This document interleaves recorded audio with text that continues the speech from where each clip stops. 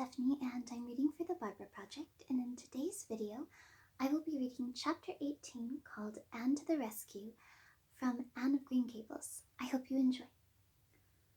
All things great are wound up with all things little. At first glance it might not seem that the decision of a certain Canadian premier to include Prince Edward Island in a political tour could have much or anything to do with the fortunes of little Anne Shirley at Green Gables, but it had. It was in January the Premier came to address his loyal supporters and such of his non-supporters as chose to be present at the monster mass meeting held in Charlottetown. Most of the Avonlea people were on the Premier's side of politics. Hence, on the night of the meeting, nearly all the men and a goodly proportion of the women had gone to town, 30 miles away. Mrs. Rachel Lynde had gone too. Mrs. Rachel Lynde was a red-hot politician and couldn't have believed that the political rally could be carried through without her, although she was on the opposite side of politics. So she went to town and took her husband. Thomas would be useful in looking after the horse, and Marilla Cuthbert with her. Marilla had a sneaking interest in politics herself, and as she thought it might be her only chance to see a real-life premier, she promptly took it, leaving Anne and Matthew to keep house until her return the following day. Hence, while Marilla and Mrs. Rachel were enjoying themselves hugely at the mass meeting, Anne and Matthew had the cheerful kitchen at Green Gables all to themselves.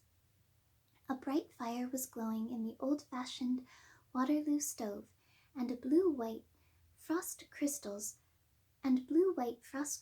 were shining on the window panes.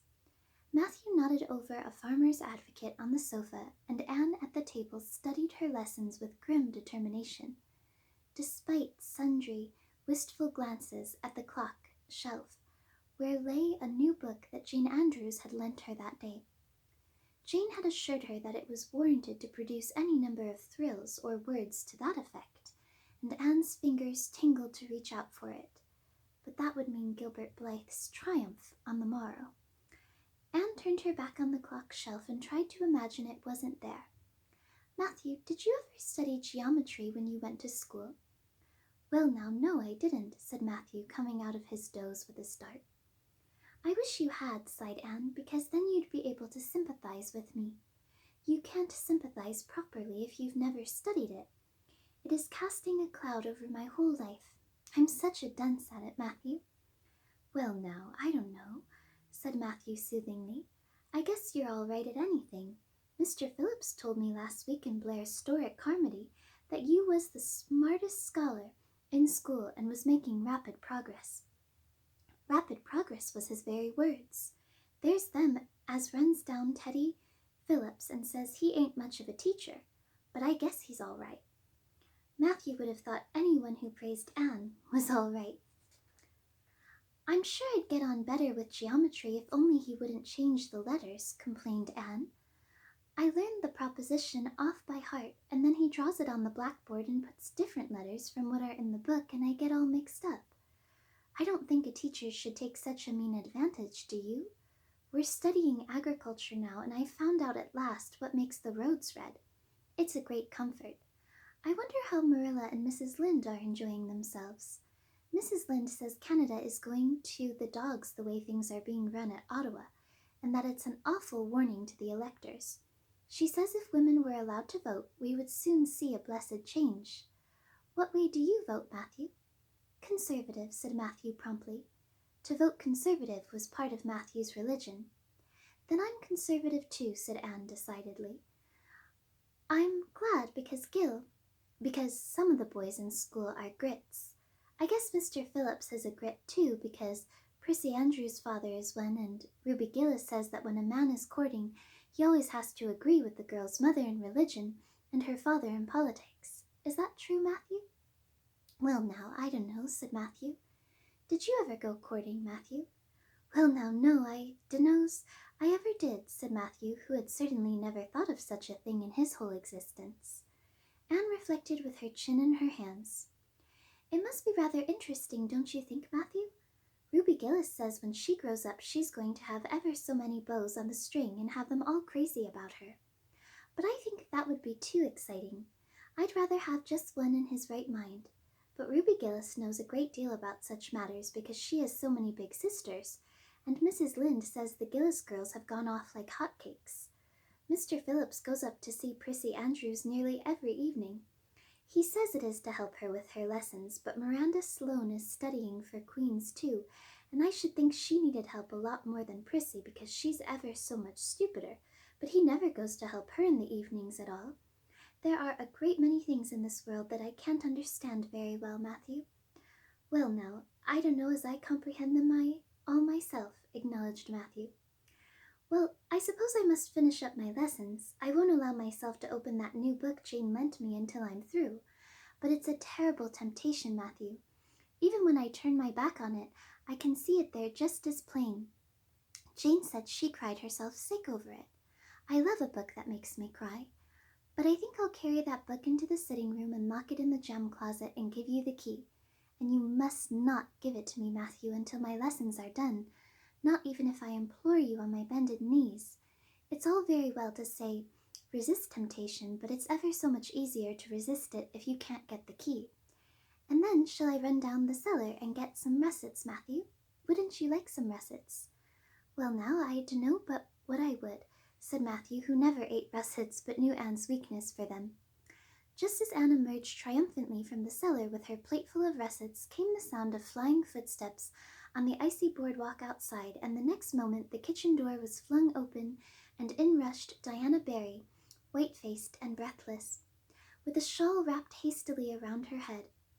Anne promptly let go of her candle and plate in her surprise, and plate, candle, and apples crashed together down the cellar ladder, and were found at the bottom embedded in melted grease the next day by Marilla, who gathered them up and thanked mercy the house hadn't been set on fire. "Whatever is the matter, Diana?" cried Anne. "Has your mother relented at last?" "Oh, Anne, do come quick," implored Diana nervously. "Minnie May is awful sick. She's got croup, young Mary Joe says, and father and mother are away to town and there's nobody to go for the doctor. Minnie May is awful bad, and young Mary Joe doesn't know what to do, and oh, Anne, I'm so scared." Matthew, without a word, reached out for cap and coat, slipped past Diana and away into the darkness of the yard. "He's gone to harness the sorrel mare to go to Carmody for the doctor," said Anne, who was hurrying on hood and jacket. "I know it as well as if he'd said so. Matthew and I are such kindred spirits I can read his thoughts without words at all." "I don't believe he'll find the doctor at Carmody," sobbed Diana.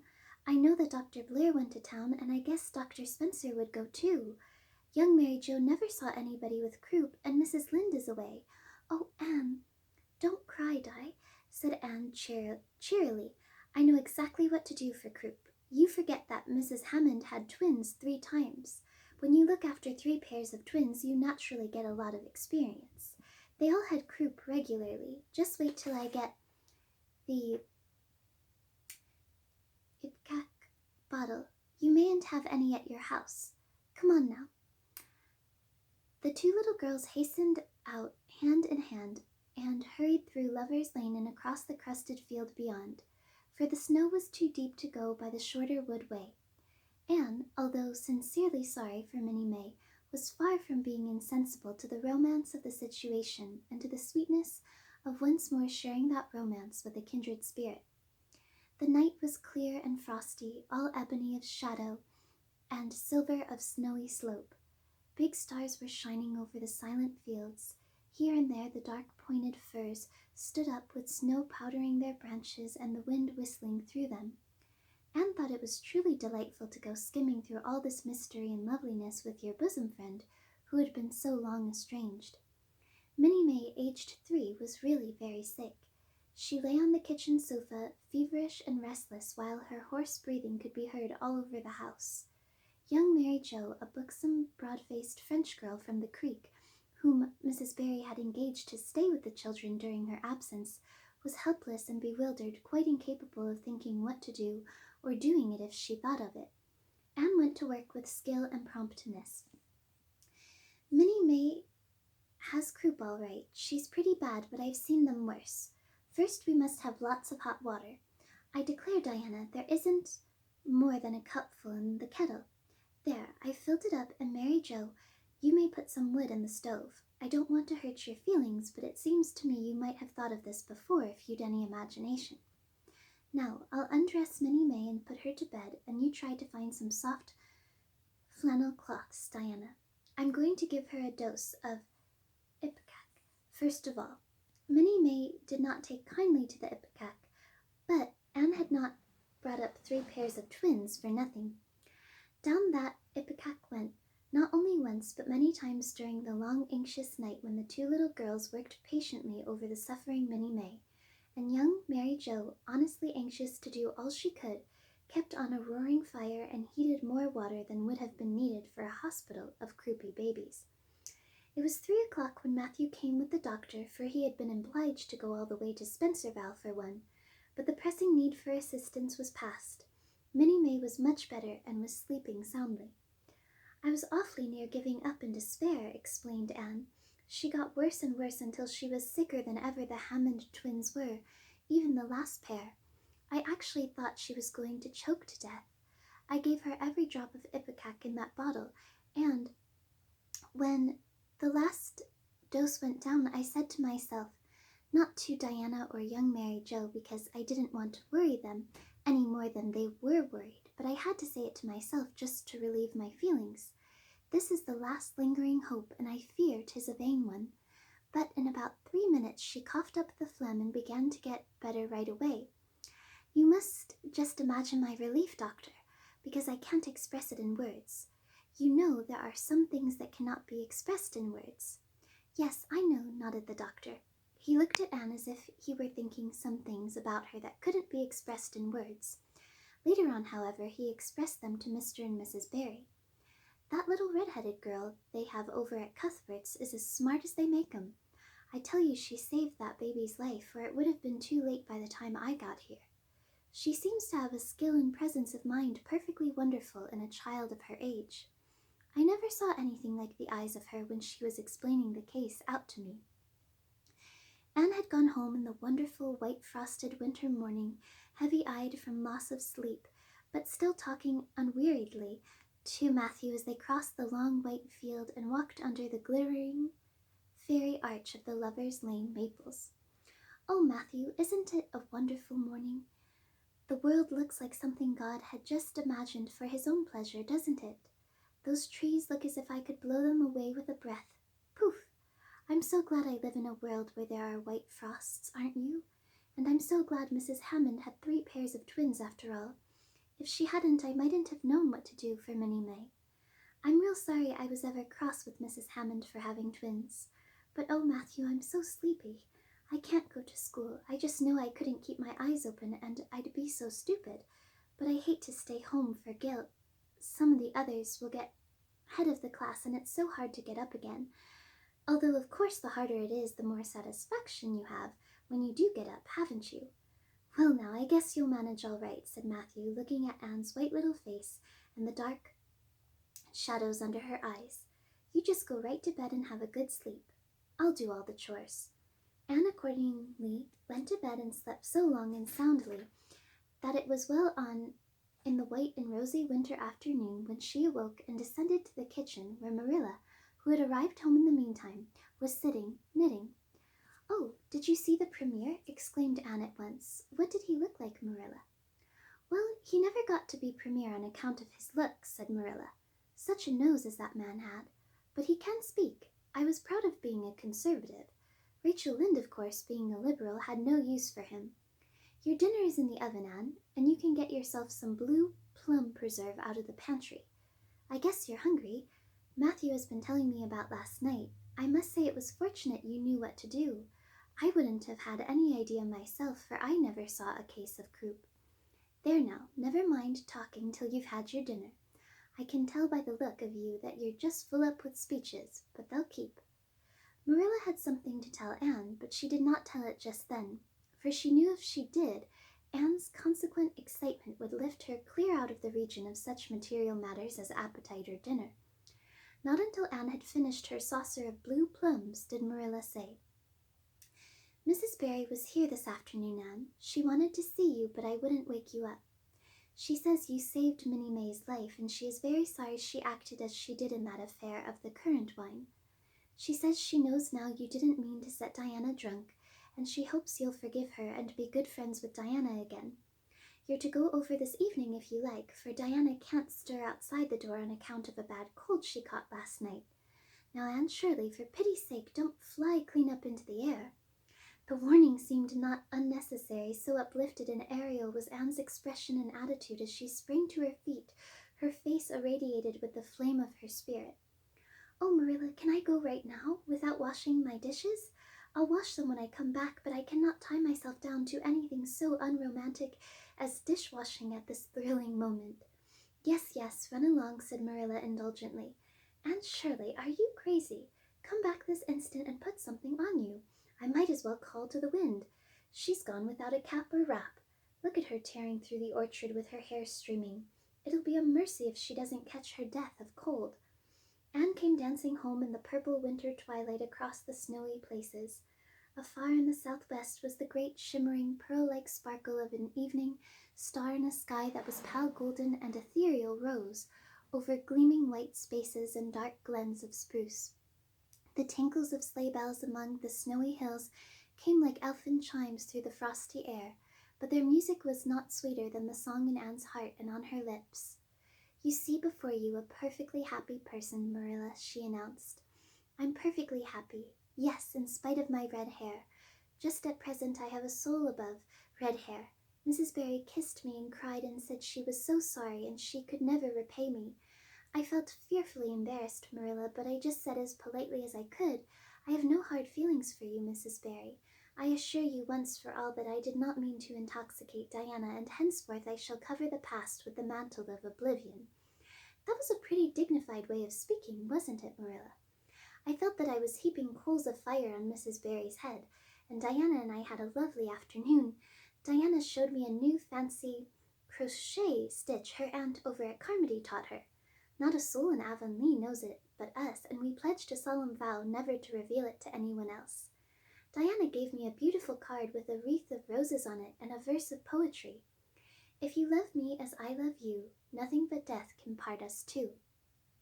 And that is true, Marilla. We're going to ask Mr. Phillips to let us sit together in school again, and Gertie Pye can go with Minnie Andrews. We had an elegant tea. Mrs. Barry had the very best china set out, Marilla, just as if I was real company. I can't tell you what a thrill it gave me. Nobody ever used their very best china on my account before. And we had fruit cake and pound cake and doughnuts and 2 kinds of preserves, Marilla. And Mrs. Barry asked me if I took tea and said, 'Pa, why don't you pass the biscuits to Anne?' It must be lovely to be grown up, Marilla, when just being treated as if you were is so nice." "I don't know about that," said Marilla with a brief sigh. "Well, anyway, when I am grown up," said Anne decidedly, "I'm always going to talk to little girls as if they were too, and I'll never laugh when they use big words. I know from sorrowful experience how that hurts one's feelings."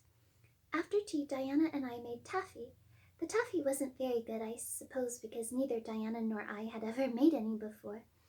Diana left me to stir it while she buttered the plates, and I forgot and let it burn, and then when we set it out on the platform to cool, the cat walked over one plate, and that had to be thrown away. But the making of it was splendid fun. Then, when I came home, Mrs. Barry asked me to come over as often as I could, and Diana stood at the window and threw kisses to me all the way down to Lover's Lane. I assure you, Marilla, that I feel like praying tonight, and I'm going to think out a special brand new prayer in honor of the occasion. The end. Thank you so much for joining me for today's reading. I hope that it brought you some comfort, and in my next video I will be reading chapter 19 called A Concert, a Catastrophe, and a Confession. Thank you. Bye.